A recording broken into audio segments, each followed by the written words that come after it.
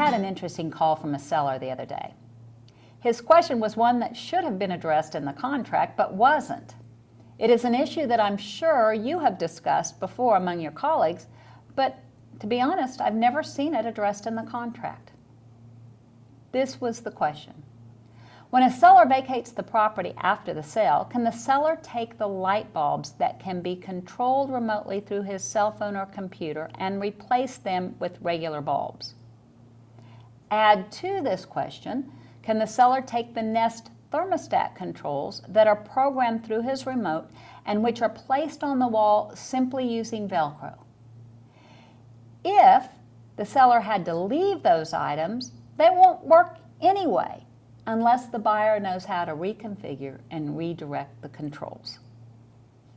Well, you know how quick I am to have answers, but these questions stumped me, and I told the seller I wasn't sure. A quick look at the contract didn't give me any direction either. Here's what I found. Lighting fixtures are included under paragraph 2B of the contract. However, does the term lighting fixtures include light bulbs? I looked up the definition of lighting fixtures and it doesn't appear to include the bulbs. However, could I argue that bulbs are simply fixtures as that word appears in the first sentence of paragraph 2B that starts off, improvements. The house, garage, and all other fixtures and improvements attached to the above described real property, comma. I am not sure that argument works because paragraph 2 goes on to define the fixture and improvements as permanently installed and built-in items, such as, quote, lighting fixtures. Unless bulbs are lighting fixtures, they are not then necessarily included in the definition of improvements that go with the property. With regard to the Nest thermostat controls, I looked at the contract under paragraph 2C, which defines accessories.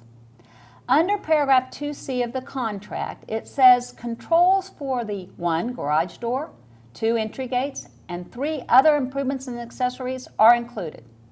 Since heating and air conditioning units are covered under paragraph 2B, I could argue that the Nest controls for those improvements must stay. However, those controls won't control unless the buyer can reconfigure to his remote. I don't have a black and white answer to the questions posed by the seller. All I know is that to avoid this issue, these types of things should be addressed during negotiation and then agreed to in writing by the parties. I hope this video gives you some food for thought.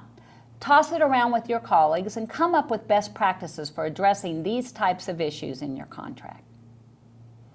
Allegiance Title is proud to support you.